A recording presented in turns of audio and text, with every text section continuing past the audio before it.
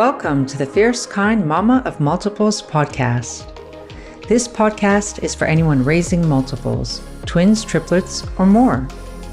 I speak to inspiring parents of multiples who have healed from unexpected pregnancies and birthing experiences and who candidly share the highs and lows of raising multiples. I also speak to the professionals that work with multiple birth families.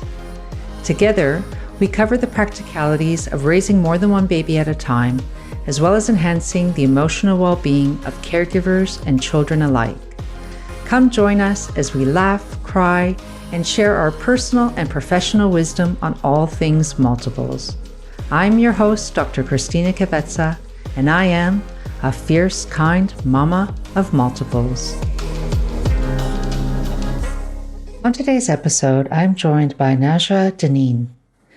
Nadja has been an acupuncturist for 15 years, mainly specializing in women's health, pregnancy support, birth, and postpartum care. A few years after the birth of her twin girls, she became inspired to support women in birth and got a certification to be a doula. Running a busy clinical practice in 2 locations and trying to be on call for births took its toll, which led her to feel depleted, and she realized she needed to pull back. Soon after this, she came across the work of Amy Taylor Cabaz, who was talking and teaching about matrescence, the rite of passage a woman goes through into motherhood. This was the beginning of Nadja's journey into understanding the phenomenal transformation of motherhood, which continues to be her source of healing for herself and for her clients.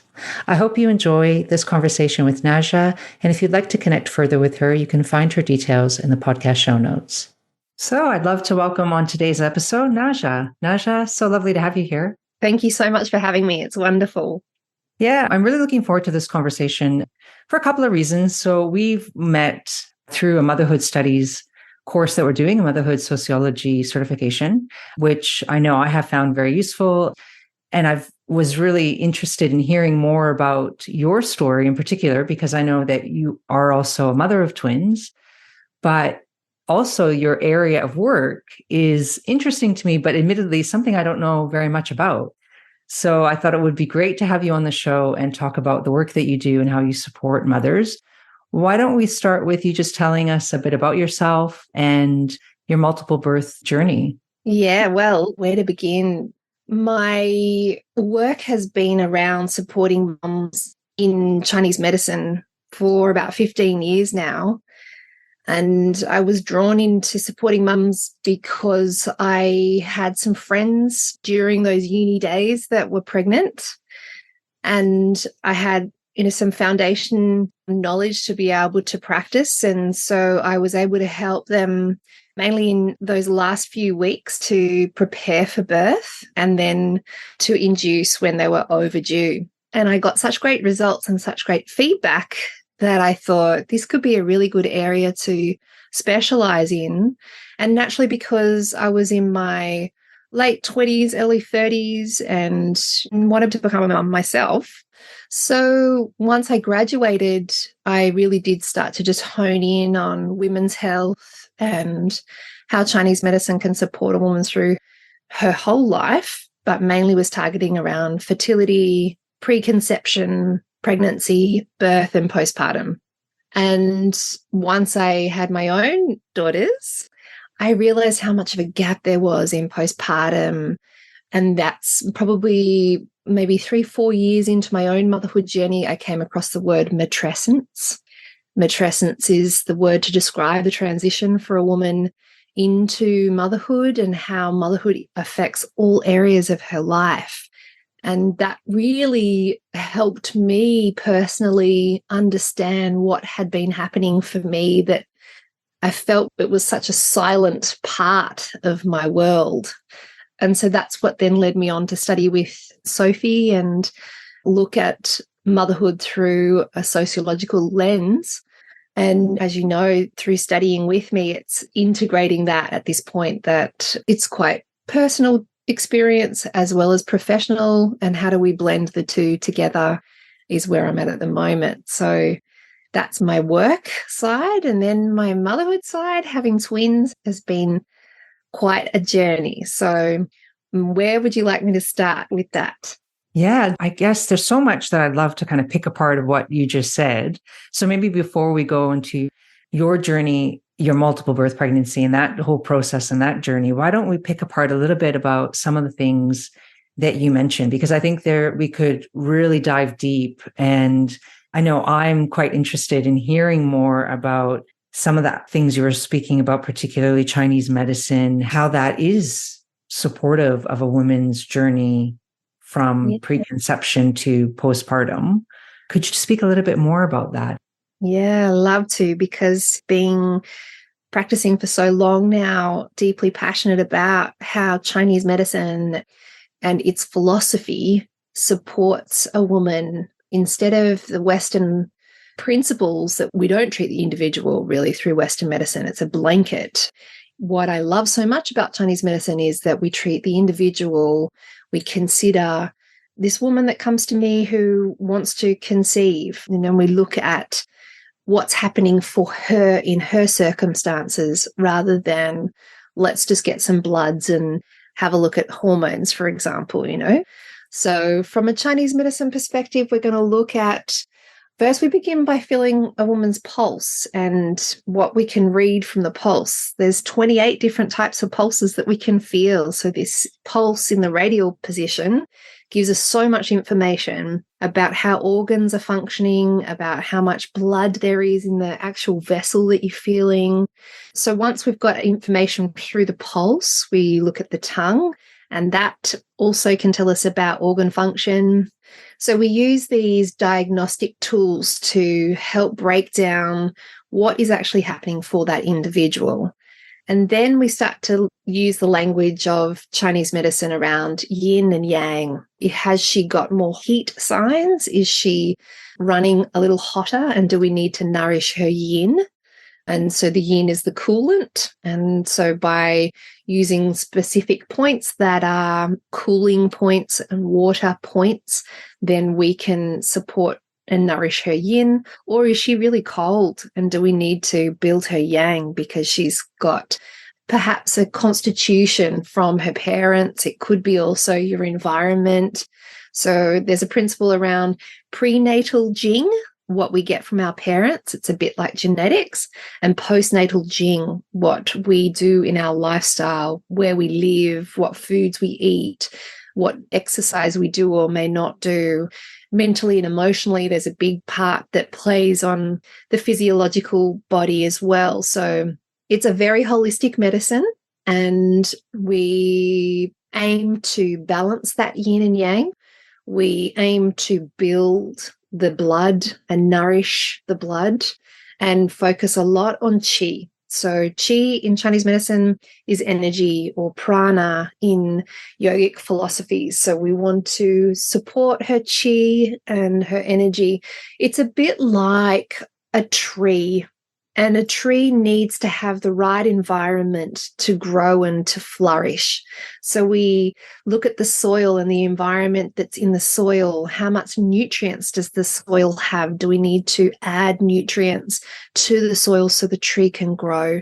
I do use that analogy for a woman who maybe is up in her head a lot and she needs to ground down through her body. And so by bringing awareness to our connection to nature, because fundamentally we come from nature, this can help her start to see herself through that perspective. So, yeah, once we break down those concepts a little bit and begin to support her in an acupuncture session, I talk a lot in a session so she understands what I'm doing. And from my experience, women really enjoy that. They want to know what's happening. And usually it depends on what we are treating. And say we're treating her through her pregnancy, maybe that first trimester, she's coming for a lot of nausea. And my own personal experience of having terrible nausea with my twin girls, it was just through the roof. Sometimes it works, and I lost faith because it didn't work for me through my pregnancy, which was so funny because I'd worked a lot with women before my own pregnancy and had great results. but it didn't work for me. Whether that's a twin thing, whether that's a me thing, I don't know. It really is an individual thing. Some people respond really well, some people not so much. So I guess that's for everyone and for every modality. Everyone's going to respond differently. But yeah, generally I would have to only treat a woman 3-4 times and, the ball's rolling and she's starting to make some changes in her life and starting to feel the effects of that, combination of sessions. And then what I would prescribe is usually just to have a break for a while. Second trimester come, maybe if there's some, as Bub's growing and expanding, as the body is starting to change, maybe we need to do a little bit of support to help with the pelvis. And then usually it's at that transition into third trimester that I recommend, and Chinese medicine talks about supporting that hormonal shift that happens in that transition to third trimester. But then there's been a lot of research to support women in that prep for labor, which has been a big part of what I've helped women with. And if we can help a woman become much more grounded in her body and calm out of her head and connected to her body, and a lot about awareness around how to prepare for birth through that pelvic area. And often I'll be treating a woman side lying, so we can get into the hips and the pelvis and create space. And then she will naturally become more prepared. Her body is more prepared. It's just like eating the right foods, being in the right environment, sitting with someone that makes you feel really nurtured and calm, and therefore then more inclined to birth naturally and go into labor naturally. So that's always been a big part of why I love the work that I do, is a big vaginal birth advocate, really. So many studies to support the benefits of vaginal birth. So I hope that gives you a little bit of a brief understanding of how acupuncture can help, particularly during pregnancy. Yeah, that was fascinating. And there were so many things that I wanted to ask you as you were talking, but thought, well, I don't want to interrupt. So, but even just from like the very beginning, when you were saying, looking at the tongue and being able to understand organ functioning. So can you tell us about that? Like, what do you mean? Yeah, sure. When you look at somebody's tongue, the tongue is broken into sections. So the tip of the tongue is what they say is the heart area. So if the tip is very red, then that can indicate that she's got a lot of emotions going on. And therefore, then if it's not red, that's not really a sign that there's anything particularly out of balance in her heart. The sides of the tongue reflect the liver. So often I will see it's very pale for a woman during pregnancy. She might be quite iron deficient, or in the terms of Chinese medicine, it's blood deficiency. So I look for that. Or it may be the opposite, maybe very red, very hot. So she's got lots of heat going on, and to support her mentally, emotionally, physically, spiritually, I need to clear that heat. So again, there's specific points I would choose to help clear that heat. And then behind the heart section, we have the lungs. And behind the lungs is the stomach. And then behind that are the kidneys. So when there are cracks in the tongue, when a tongue is quite dry, it's just like the earth. When we see the earth, it's dry. She needs water. She needs moisture. So again, we'll choose those points that we can help replenish the yin. And then we look at coating. So often someone who is eating lots of ice cream and cold raw foods and is a bit sluggish with their digestion and their exercise, they can tend to slow down their digestive process and become what we call in Chinese medicine damp. Sometimes that coat can be a white coat. Sometimes it can be a yellow coat. Yellow tends to be more heat. White is more cold, so we call it like a cold damp or a damp heat pattern. In Ayurvedic tradition, we would scrape the tongue and clear that, and that can support that digestive function. So again, there are specific points that I would choose to help clear that damp. And then the last important part on the tongue is you get, I don't like the term, but it's like a flabby tongue. So you often will see someone that has indentations on the tongue from the teeth. and it indicates that there's fluid that we're storing in our body and that these teeth marks are pushing into the tongue. So the pattern is called like a spleen deficient pattern. So the spleen and stomach in Chinese medicine is the beginning of the production of qi from the food that we eat.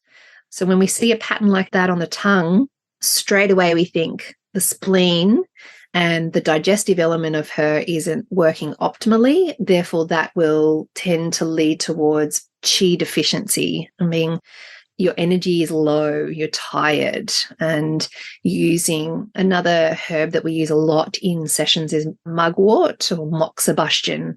Specific points that really benefit from using moxa to dry the damp, to clear any stagnation, and lots of things actually we use moxa for. It's wonderful. I love using moxa.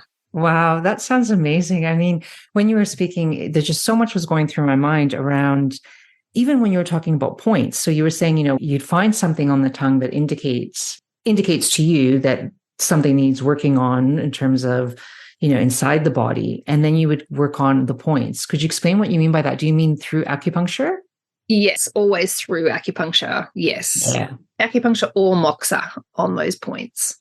And what does the moxa, how do you do that? How does that get kind of administered, if you like, or? Yeah, so there's a number of different forms of moxa. You've got the traditional like cigar stick, and there are grades. And so you might get it what's called gold punk moxa, which is the best grade of moxa. So you would only use a very small amount, and that is where I would blend in more of my traditional Japanese style of acupuncture that I was trained under as well, which, there are many schools of thought in Chinese medicine. The Germans have got theirs. So I have been blessed to have a wonderful teacher that supported me in those early days. And the gold punk is rolled very finely into these very skinny spaghetti-like strings, and you break off just small, like rice grain size cones, where then you would put directly onto the skin.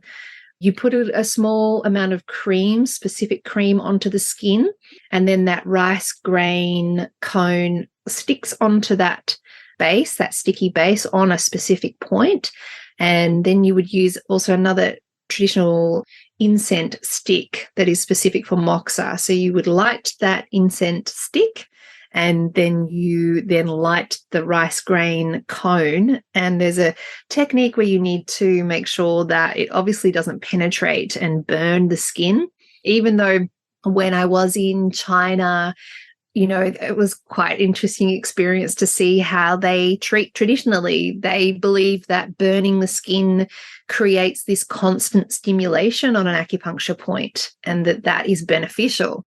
Yet in our Western culture, if you burn someone, that's a big no-no. So we're very mindful of that. So rice grain moxa is one style. We might like to roll another like cone, but it's a little bit bigger. So then we would apply that. I use that a lot for tight neck and shoulders. And again, it's lighting it with this incense stick and waiting for the person to say, yep, that feels pretty warm, and you take it off. And this has a really dispersing effect where it may have felt quite tight. You can begin to feel like there's more qi and blood moving in that area and less pain.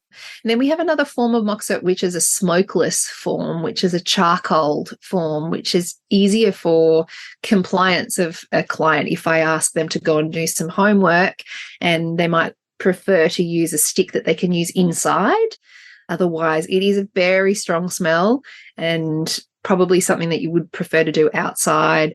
With the stick form, you hold it close enough to the skin that you can feel the heat, but you do not touch the skin. You will burn yourself with that stick. So holding it close enough for about 10, 15 minutes in whatever area you might have symptoms. So really good for sprains and breaks and surgery. I use it a lot for women post-Caesars. Frozen shoulders, it's really good for. There's many, many things that I would use moxa for. So they're the main styles of moxa. You could use moxa in a moxa box. I don't actually practice like that, but I have had plenty of sessions with other practitioners that do prefer it. So you can apply some moxa into a little box, which then you apply onto the body. And that way you're not going to burn the skin. It's still close enough that it feels lovely and warm and nourishing, and particularly good to help with regulating a menstrual cycle. It's, really useful. Yeah, wow, fantastic. So is this safe at all times in a woman's journey, or there's some, is this like throughout the pregnancy she can do these techniques, or obviously be treated on by a qualified practitioner? But what I mean is are there certain things that you don't do at certain stages of a woman's journey through pregnancy and motherhood? Absolutely. There's certainly some points that we need to be mindful of. Obviously, you need to be trained to be applying moxa.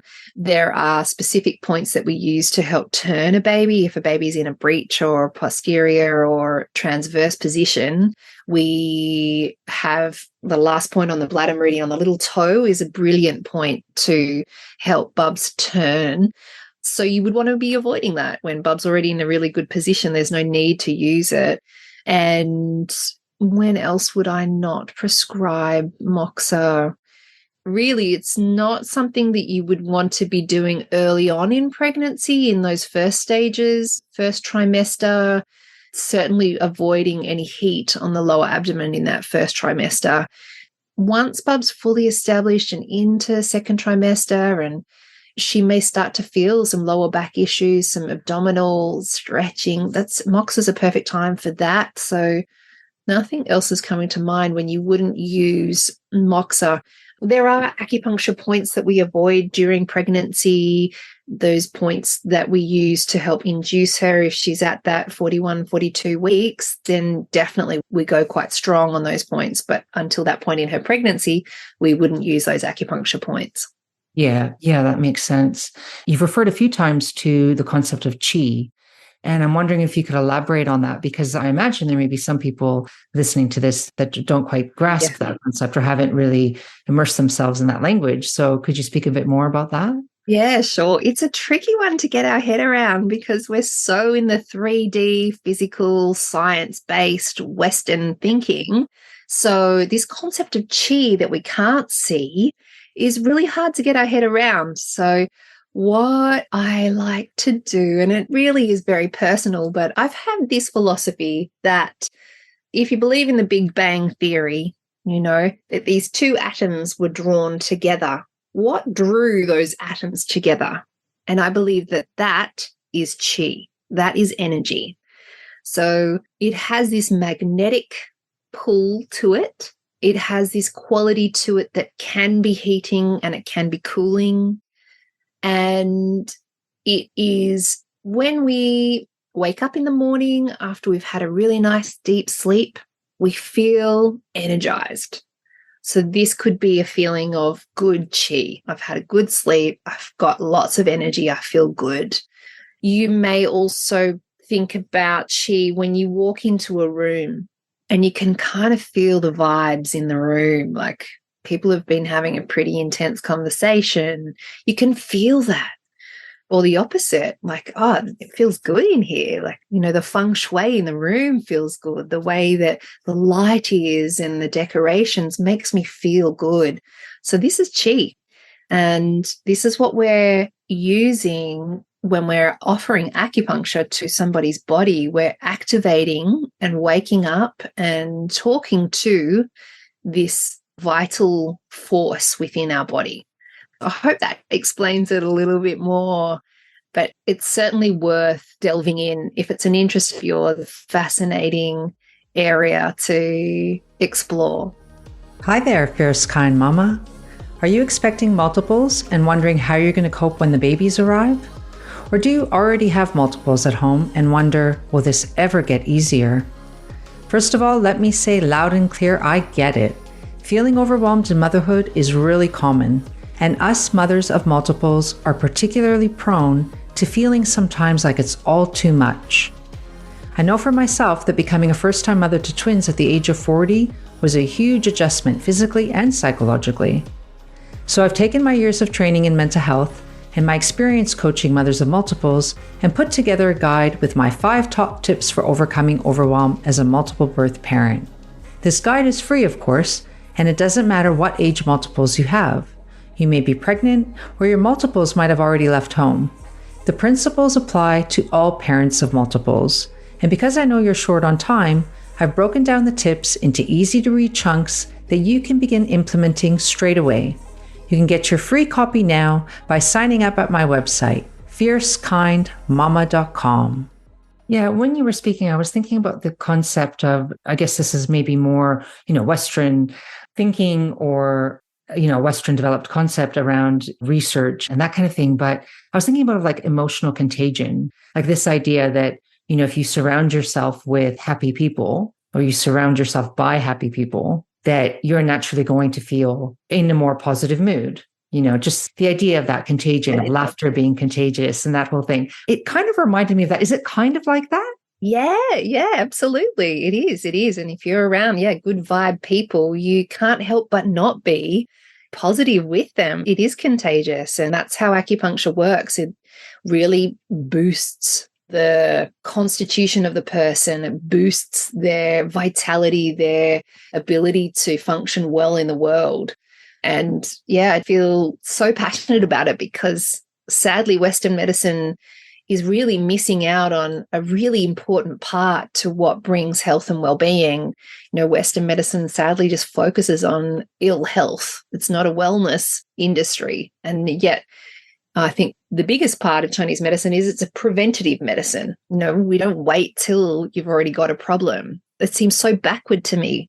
Why don't we live our lives holistically and individually than just plodding along and waiting till something's wrong, Yeah. And so do many of the women that come to you, are they coming to you in a kind of a preventative, is a preventative measure? Or are they coming to you with certain problems and issues, you're working towards helping them rebuild or rebalance, if you like? Yeah, so I think a lot of the time, because of our Western culture, women are coming with something most of the time because I'm so well known in this area. It is related to pregnancy, but I do treat anyone and everyone. So once a woman comes for a few sessions and I start to speak in this language, she may start to feel like I want to come when I'm well and not wait till I'm fully out of balance. She might start to perceive I'm starting to feel a little bit out of balance and I'd like to just get a tune up and maybe come once every 6 weeks as a way to maintain good health. And that traditionally is how it was back in the day. You wouldn't wait till you were sick. Yeah, the doctor would keep you well. And if you got sick, you wouldn't pay the professor or the master in that area that was treating you back in those days. It was his job to keep you well. So a very different way of thinking, isn't it? Yes, it is. And I see it as like exactly as you said, it's proactive, preventative rather than reactive, which is, I see this a lot in my work too, because I work in the mental health field as a psychologist, as you already know, and also now moving into the coaching space. And what I find is a lot of people do come when there are already problems. But it's interesting because, when I've done like my coaching program in particular with someone who then, some of the feedback that they give is like, I realize now that this is the stuff I should have been doing before. Like I could have benefited for this when I was pregnant, not after the babies were born and now I'm in the throes of parenting and I'm struggling. They have that, it's kind of like that 2020 vision, right? And hindsight is always better, and they can look back and they can say, wow, actually, I could have benefited from this earlier. And that's how I feel about motherhood studies. That's how I feel my work now moving forward is how can we start to inform women before we've gone down the depths of the depths and we're so lost and so deficient and so depleted. Like, how can we get into women's ears in the preconception phase to build and nourish herself and inform her of what a massive rite of passage motherhood is, so that she's, what's that saying, pre-warned, forewarned, before, things are so hard. That is what I would like to do. But I know already from my experience of working with postpartum mums, it's not until she's at least had her first child that she realizes how much care she needs postpartum. And we live in this society that has taught us that you can cope, you'll be fine, you'll be able to bounce back. You just look at all the other women that have done it, and there's this expectation that you will. And yet, honestly, that's not the truth. We all go through a massive change that needs to be acknowledged, and we need to prepare for that. So, yeah, absolutely. I totally agree with you there. Maybe we could shift gears a little bit, because we're starting to talk about that matrescence and that kind of journey and the rite of passage. Maybe we, focus now on your journey and what that has meant for you and what that's looked like. And then from that, what's kind of inspired you to do the work that you do? Sure.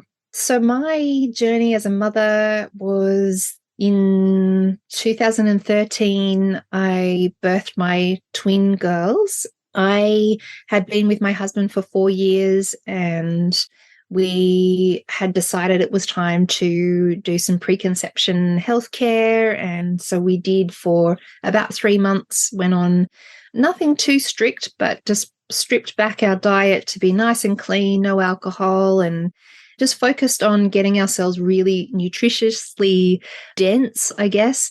And quite quickly, I was very blessed to fall pregnant. I never had twins on my radar. So when I found out that I was pregnant with twins, it was an enormous shock.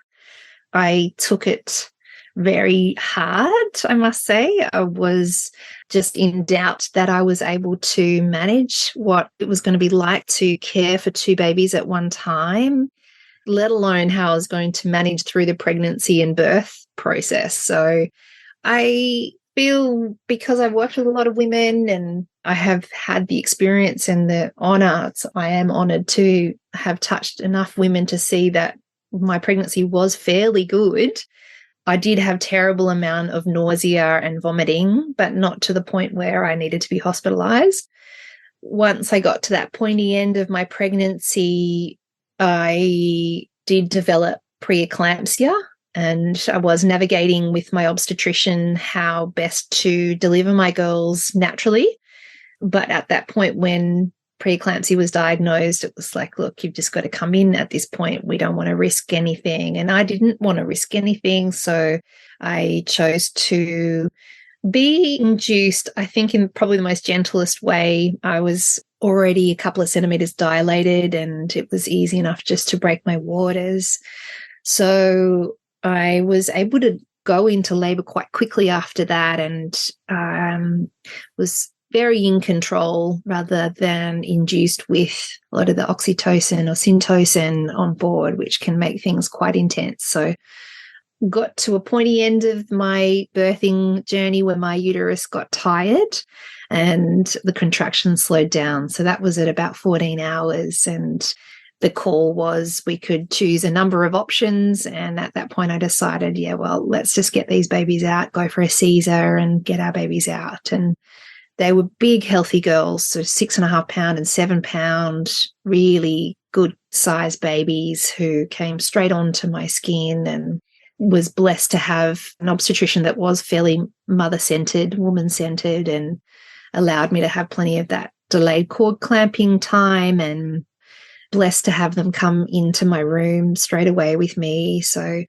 I'm incredibly grateful for that experience. And yes, it could have been the vaginal birth that I was dreaming of, but it could have also been very different down the other end. So I have certainly processed that and come to a place now that they're 10.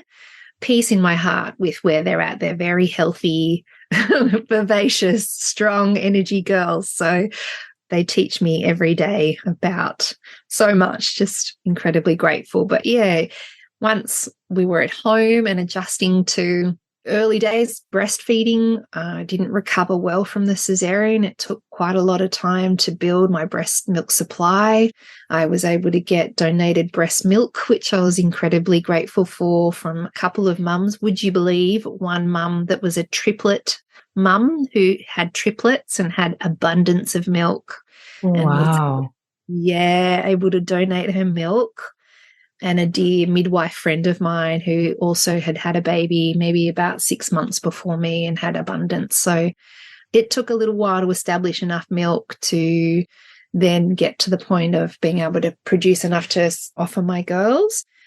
And then once that process, once they were big enough and we got over that hurdle, then it was coming to terms with, how am I going to go out in the world with these two babies that are going to run in separate directions? And where's the village? Where's the village? Where's the aunties? Where's uncles? Where's the community? My mum lives in Sydney and I'm on the Sunshine Coast near Noosa, and just didn't have that. So I really struggled with that. And I guess that's why I have really looked into matrescence and motherhood studies, because I felt the gap of care in that early motherhood journey. But I'm incredibly blessed to have a wonderful husband who's been by my side as my equal the whole time. He would get up every feed in those early days, and really I couldn't ask for more from a partner. So yeah, that's a bit about my own motherhood journey. Yeah, there was so much there that I felt, resonated, I think, with probably a lot of listeners' experience. But the big one that came up for me was the need for community and the searching for that. And that kind of actually led you to motherhood studies and immersing yourself in that discipline. And I think you and I are alike in that in a lot of ways, because I think that's exactly been my experience too. I think that was probably the thing that hit the most was the isolation, the sheer and the recognition that this doesn't feel right. Like there needs to be more people here, It shouldn't be this way. Like it almost feels like it goes against something. Like it goes against what's natural to be just doing everything on your own day to day and not having that. I mean, I know you had your partner and then I have a partner too, but I think that there's so much there around community, right? And the search for that led you to speak a bit about that, how the search for community led you, to motherhood studies and immersing in that. I just feel like by offering some education and knowledge, using Chinese medicine as a wonderful tool to help women become clearer about their health and well-being within themselves and their connection to nature, will then also help to feel connected to other women, and that, when we sit together, we don't feel so alone, and by sharing my own journey and knowing that, yes, I feel that too, helps another woman not feel so isolated.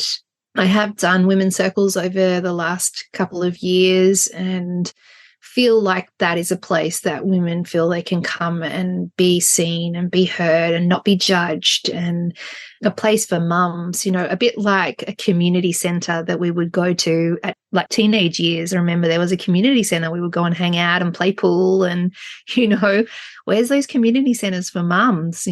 That's what I would love to start to offer women. And it may just be an online offering at this point, because I don't want to necessarily limit it to a local area. It will be wonderful to have international community to come together and unpack this together and change the programming of what we have been led to believe motherhood should look like, and recognize that we really need each other to feel more connected. Yeah, absolutely. Love that mission. I think that, when you speak, that just sounds wonderful, because what came to my mind was, I think there's a lot of emphasis we place on, at least here in the Australian context, around play groups, right? At least in my experience, it feels like the emphasis is on that's for the kids, to have an outlet to socialize and to play, rather than there being an emphasis on what does the mother need or the parent, right? The adults. I wonder if you could speak a bit about that in your experience in terms of what you feel we as mothers, especially multiple birth parents, what do you feel might be lacking, or what do you feel we need that we might not be getting? Yeah, I think our culture is very much centered around, even the postpartum first visit is 6 weeks. So what happens to the woman in the first 6 weeks when she's alone at home? No one's caring about that mother, and it's about how the babies are. And I remember even at the hospital, the midwife said to me, "We're not a babysitting club. It's time for you to go." And I was so shocked and so heartbroken.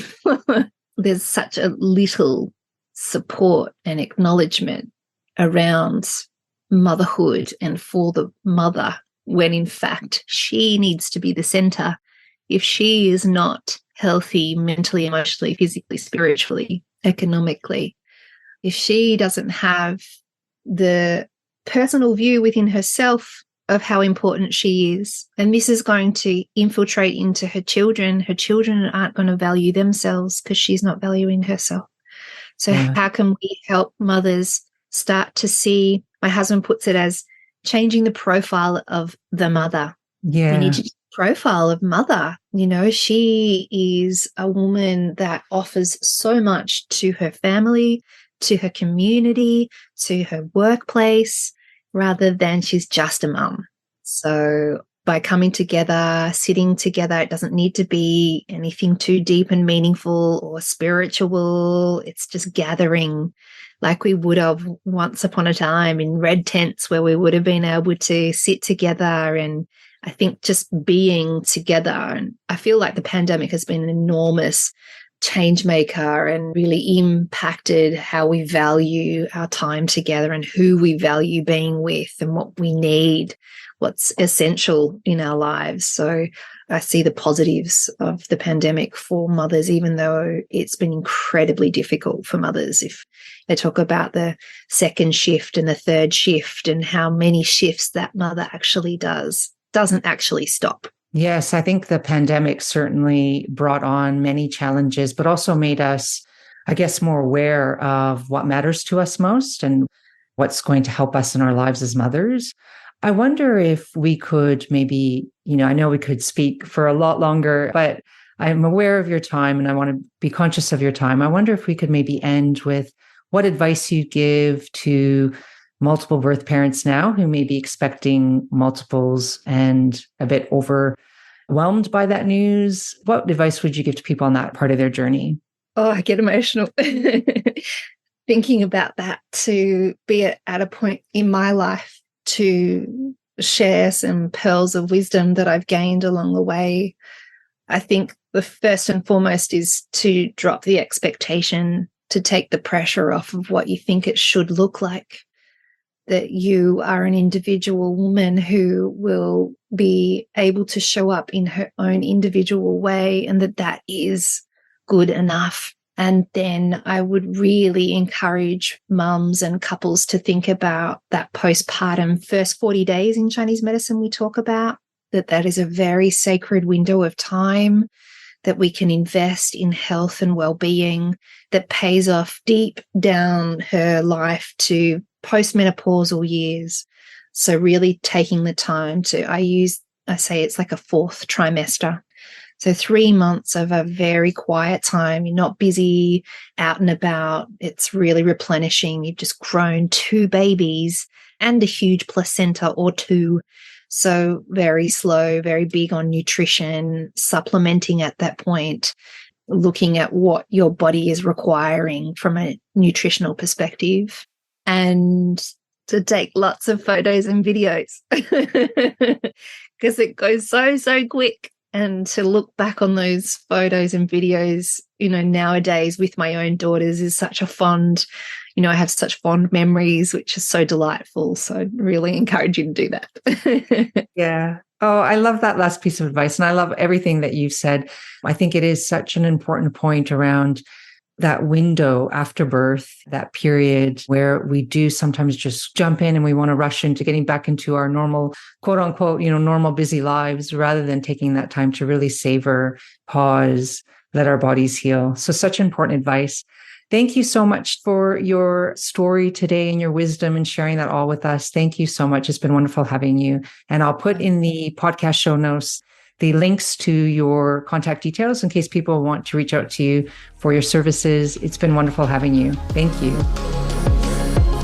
Thanks for listening to today's episode. If you like what you've heard, then please follow and leave a review so that other expectant and current parents of multiples like yourself can find this podcast and the valuable information it contains. I'd be so very grateful if you left a review and shared this with anyone you think could benefit from listening. If you have a particular topic you'd like me to cover on this podcast, feel free to reach out to me via my website, fiercekindmama.com. New episodes are released every second Wednesday, so I'll see you back here real soon. Any advice and information in this podcast is general only and has been prepared without taking into account your particular circumstances and needs. For tailored, individualized advice, please consult with a qualified professional.